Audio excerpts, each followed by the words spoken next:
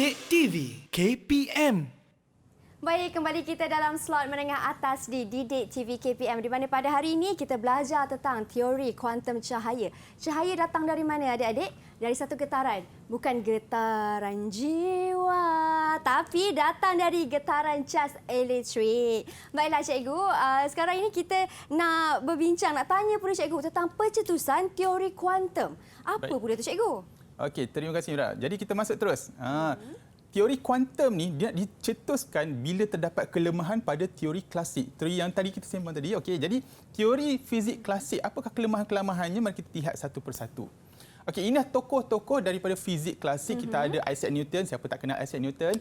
Thomas Young, ini yang berkaitan dengan cahaya. John Dalton dan J.J. Thomson. Okey, masing-masing ini dia ada dia punya sumbangan dia lah. Okay. Tetapi pada masa yang sama, apa yang kita nak fokuskan di sini adalah tentang kelemahan-kelemahan yang ditunjukkan. Okay, contoh, Thomas Young yang sangat terkenal dengan eksperimen dui celah Young. Okay, beliau tidak dapat menerangkan kejadian spektrum jasad hitam. Okay, begitu juga dengan John Dalton dan juga J.J. Thomson. Tapi kita akan tengok dulu yang pertama yang tidak dapat menerangkan kejadian spektrum jasad hitam. Itu yang pertama. Okay, jadi kita terus tengok. Okay. Jasad hitam merupakan suatu jasad unggul yang berupaya menyerap semua sinaran elektromagnet yang jatuh kepadanya. Bila dikatakan semua sinaran elektromagnet, maknanya semua gelombang radio, gelombang mikro, gelombang cahaya tadi juga ialah gelombang elektromagnet. Okey. Jasad hitam juga dapat memancarkan sinar termal. Okey, yang ini kita akan tengok nanti. Sama juga sebarang objek yang memancarkan sinar elektromagnet mengikut suhu dikenali sebagai pemancar jasad hitam. Jadi saya nak terangkan dulu yang ini. Yang berupaya menyerap semua sinaran elektromagnet. Macam mana tu? Okey, saya minta tolong Mira boleh? Boleh, cikgu. Okey, dekat hadapan ini saya cuma ada dua objek lah. Satu objek yang berwarna putih dan objek yang berwarna hitam. Okey, ini bukan jasad hitam, ini objek yang berwarna hitam. Jadi saya ada laser dekat situ. Okey, saya minta Mira cuba suluh objek yang warna putih tu. Okey. Kita akan nampak warna hijau yang dipancarkan oleh laser tersebut kena pada warna putih dan pantul semula. Betul. Kalau kita tengok macam silau, sakit mata. Okey. Jadi apa kata suluh yang warna hitam tu pula? Okey, kita bergerak kepada yang berwarna hitam. Nampak kurang silau lah cikgu. Kurang silau. Betul. Jadi kalau cuba patah balik, cuba tengok dua-dua kanan kiri, nampak? Okey. Bila suluh yang berwarna putih, okey, dia lebih cerah. Bila suluh yang berwarna hitam, dia kurang cerah ataupun pantulan dia kurang. Okey. Dari sini kita boleh faham maksud di mana warna hitam ini dia akan menyerap cahaya. Baiklah. Tapi kenapa masih nampak warna hijau? Kerana warna hitam ini masih lagi ada memantulkan cahaya. Jadi kalau kata sinaran ataupun jasad hitam yang sebenar, contohlah kalau ada jasad hitam yang sebelah kat sini, kalau kita suluh jasad hitam tu, maknanya yang warna hijau ini terus hilang, tak nampak. Tak akan nampak lah. Maknanya jasad hitam ni memang dia akan menyerap semua sinaran elektromagnet yang dikenakan kepadanya. Warna hitam biasa pun dia dah serap kan? Betul. Jasad hitam dia akan serap Lagilah semua. Tak nampak ya, cikgu. Betul. Okey. Okey, itulah dikatakan sebagai jasad hitam.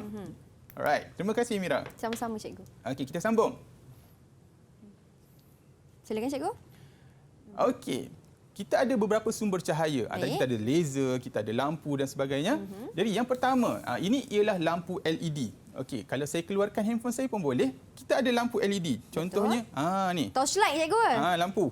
Torchlight dekat handphone kita. Lampu ini, okey, adakah dia merupakan sumber cahaya iaitu pemancar jasad hitam? Okey. Jadi untuk dalam kes ini, lampu LED adakah ia pemancar jasad hitam? Jawapannya tidak. Walaupun dia mengeluarkan sinaran. Okey, kenapa? Kerana ia datang daripada elektroluminescent, di mana cahaya yang terhasil datangnya daripada elektron-elektron yang melalui semikonduktor dan memancarkan foton. Okey. Jadi sinaran jasad hitam tu macam mana? Kita patah balik. Alright.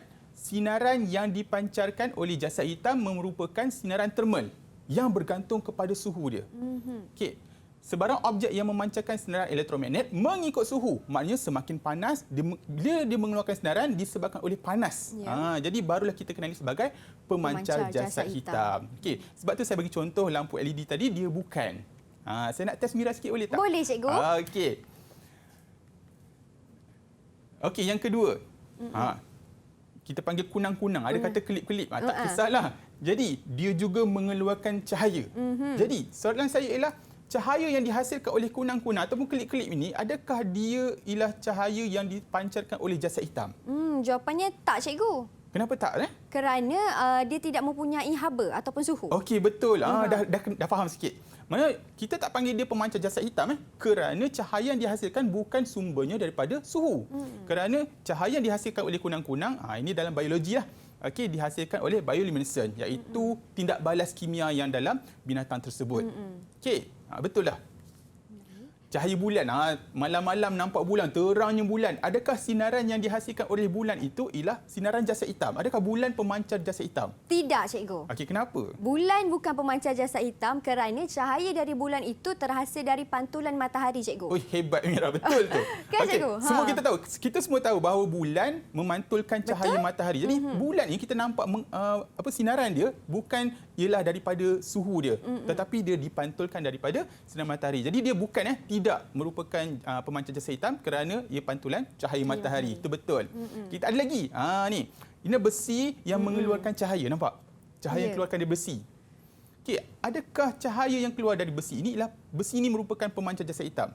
Kalau yang ini, benar, cikgu. Besi ini merupakan pemancar jasad hitam. Okey, kenapa Kerana cahaya yang terhasil dekat besi itu disebabkan oleh suhunya yang panas, cikgu. Okey, betul. Kita pun tengok pun dah tahu kan. Ini ialah besi yang panas sehingga mengeluarkan radiasi ataupun sinaran kemerah-merahan.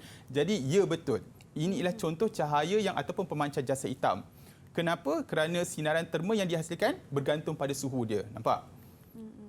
Badan manusia. Ya. Badan manusia ni, adakah badan manusia ni pemancar jasad hitam? Kalau badan manusia sebenarnya pemancar jasad hitam sebab cikgu sendiri dah terangkan tadi yang sebenarnya jasad manusia mempunyai suhu. Ya, suhu betul, badan kita. Tahniah. Kita ada suhu badan. Ni seronok dapat murid pandai. Okey, badan manusia juga memancarkan sinaran jasad hitam kerana badan manusia mempunyai suhu. Jadi sinaran terma yang terhasil bergantung pada suhu. Tapi kenapa tak nampak? Kerana tadi kita sebut, kerana cahaya ataupun sinaran yang dihasilkan dalam lingkungan inframerah. Inframerah ni cahaya yang bukan kita boleh nampak. Okey. Mari kita kenal lah, mari kita katakan pemancar jasad hitam atau tidak. Okey, jadi kita nak berkenalan dengan lebih lanjut. Apakah itu jasad hitam sebenarnya? Okey, terdapat dua objek dalam gambar ini. Nampak? Tak nampak apa-apa. Kenapa tak nampak apa-apa? Sebab kita tak buka lampu lagi. Jadi bila kita buka lampu, kita nampak ada dua objek. Satu warna merah, satu warna hitam. Okey.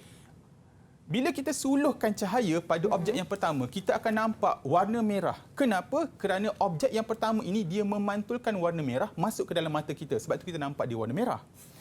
Objek yang kedua, warna hitam, bila kita suluh cahaya, dia tidak memantulkan apa-apa warna. Maknanya semua cahaya telah diserap oleh objek ini. Jadi sebab itu kita nampak dia berwarna hitam. Okey. Jasad unggul. Jasad hitam ni jasad unggul. Unggul tu maknanya apa? 100% dia menyerap. Kalau tadi kita buat eksperimen, kita suluh yang berwarna hitam tadi tu, masih lagi ada cahaya dipantulkan. Tapi yang jasad hitam yang sebenar ialah berupaya menyerap semua sinar elektromagnet yang jatuh kepadanya. Sebab tu kita tak nampak apa-apa. Okey. Jasad hitam, ni jasad hitam dapat memancarkan sinaran termal. Kenapa kita nak kena belajar jasad hitam? Okey, macam ni. Bila kedua-dua objek ni kita panaskan. Bila kita panaskan, kita dah belajar tadi. Bila panas, dia akan mengeluarkan radiasi ataupun sinaran. Jadi kedua-dua objek ni kita panaskan. Bila kita panaskan, nampak? Dah jadi sama. Dua-dua warna merah. Okey, dia akan timbul satu persoalan. Yang kita nampak warna merah tadi ni adalah disebabkan panas dia ke ataupun memang warna dia warna merah tadi. Jadi keliru pula. Sebab tu datang ada dua, nampak? Satu ialah cahaya yang dipantulkan oleh lampu tadi warna merah. Bila dia panas pun warna merah juga. Jadi mengelirukan. Sebab tu kita nak jasad hitam. Kerana bila jasad hitam tu berubah warna, tentulah warna ataupun cahaya yang terhasil datang dari suhu dia. 100%. Sebab tu kita nak kaji yang ini. Sebab tu saintis dia memperkenalkan sinaran jasad hitam. Bukan hitam ni, dia ada banyak cahaya lain yang kacau. Jadi inilah dia sinaran jasad hitam tersebut. Jadi, sinaran jasad hitam dapatan eksperimen macam mana? Okay. Jika infrared ataupun inframerah yang terhasil daripada suhu badan kita, dekat sinilah keamatannya. Okey, seterusnya apabila kita mencerap cahaya matahari ataupun cahaya bintang, semakin panas, warna merah dekat sini. Okey, seterusnya warna putih. Kenapa warna putih? Sebab apabila dia mengeluarkan sinaran yang paling tinggi, sebenarnya warna kuning ni. Nampak dia berada di warna kuning. Tapi pada masa yang sama dia mengeluarkan juga warna-warna lain. Nampak? Cuma makin kurang. Warna sana pun ada warna biru makin kurang. Bila kita combine semua, dia warna kuning, warna putih. Okey. Dan apabila suhu semakin tinggi, nampak dia ada warna biru. Betul. Pada masa yang sama, dia juga mengeluarkan warna-warna yang lain. Cuma macam warna merah keluar juga, tapi berada pada kawasan yang rendah. Ada juga keluar X-ray dan gamma ray, tapi berada pada keamatan yang rendah. Jadi kita nampak dia lebih kepada warna biru. Jadi apa specialnya? Yang pertama, kita nampak dia semakin naik. Okay, semakin panas, semakin naik keamatan dia, semakin tinggi frekuensi. Tapi kalau kita nampak dia naik makin tegak. Dia tidak pergi pun ke X-ray dan gamma ray. Betul. Dia naik ke sana. Okay, itu yang pertama. Okay, yang kedua, naik dan turun ni. Dia naik dan turun. Tengok, kita ambil buku teks. Daripada dapatan eksperimen nampak dia naik dan kenapa dia turun? Ini susah nak terang. Kenapa dia turun? Okey. Jadi daripada teori klasik, kata tadi makin panas frekuensi makin tinggi. Betul. Makin panas makin tinggi. Tak ada turun. Tapi dekat eksperimen datanya menurun pula. Jadi inilah yang tak dapat nak diterangkan oleh teori klasik daripada eksperimen. Okey. Yang seterusnya, ini yang pertama tadi, tak dapat nak menerangkan senaran jasa hitam. Untuk John Dalton dan juga J.J. Thomson, mereka tidak dapat nak menerangkan penghasilan spektrum garis cahaya oleh atom bahan. Okay, macam mana tu? Saya kumpul kat sini. Macam mana dikatakan spektrum cahaya oleh atom bahan?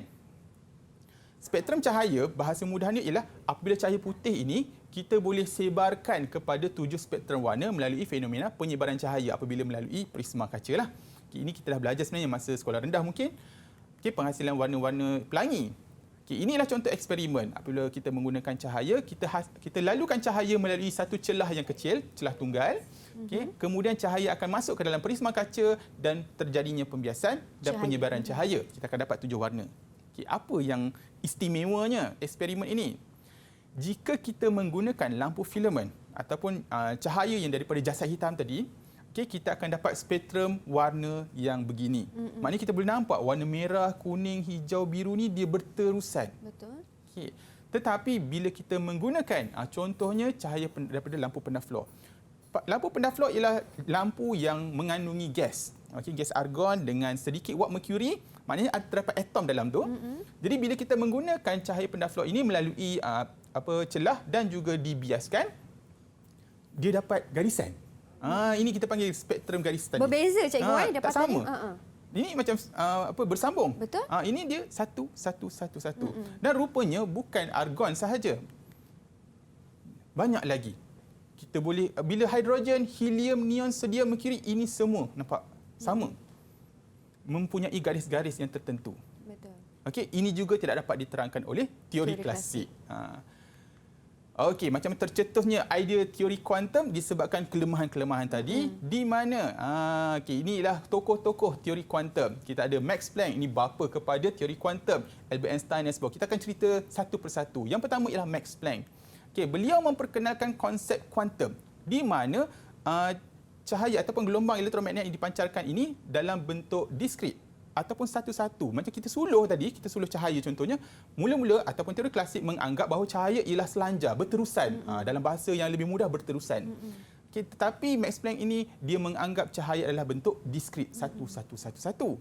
Kenapa dia menganggap begitu?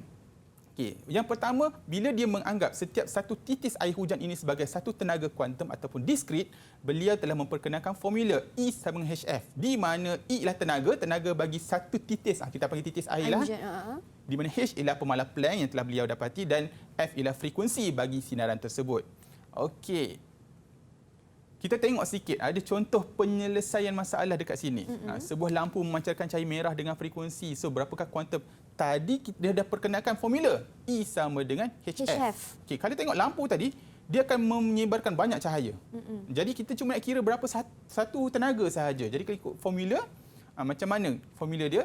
E sama dengan HF. Okey, kalau tengok H ialah 6.6. Okey, boleh tak Mira bagi tahu macam mana nak mengisi formula ni? Okey. Sebab dia dah beri, jadi kita hanya isi sahaja. Ya, betul. H diberi H bersamaan 6.63 darab 10 kuasa negatif 34. Okey, betul. Okey, untuk F pula, untuk frekuensi ni pun sudah diberi. Ya, betul. 4.29 darab 10 kuasa 14. Jadi kita hanya darabkan saja sebab formula dia H darab dengan F. Okey, bila kita darab kita dapat tenaga. Betul. Tenaga ini tenaga apa? Tenaga bagi satu kuantum tenaga tadi. Okey. Jadi perbezaan teori klasik dengan teori kuantum tu macam mana? Apabila teori klasik ni, ini formula yang terhasil daripada teori klasik yang naik tanpa batas tadi. Manakala teori kuantum, apabila Max Planck dia menganggap tenaga cahaya inilah satu tenaga yang diskret, satu dia memformulakan baru. Jadi bila dia formulakan teori kuantum ini, apa yang terhasil ialah ini kalau menggunakan formula teori klasik dapat garis lurus. Jadi jika menggunakan formula Planck, nampak? Dia plotkan satu-satu menggunakan formula yang telah diterbitkan tadi. Baik. Jadi apa yang didapati ialah naik dan turun semula. Ya. Dan bila kita tengok, rupanya sama dengan yang dapatan eksperimen. Jadi sebenarnya Planck ini atau Planck ni dia cuma menganalogi ataupun menganggap sahaja. Okay, rupanya anggapan dia tu betul. Rupanya cahaya juga adalah sebagai zarah-zarah yang dikatakan kuantum tadi. Jadi daripada anggapan beliau menganggap bahawa sinar cahaya merupakan zarah-zarah ataupun kuantum, maka beliau dapat menerangkan spektrum jasa hitam yang tak dapat diterangkan tadi. Ya. Okey, yang kedua pula Niels Bohr. Di mana kalau tadi kita nampak spektrum selanjar yang berterusan tadi, okey. Bagaimana pula dengan spektrum garis?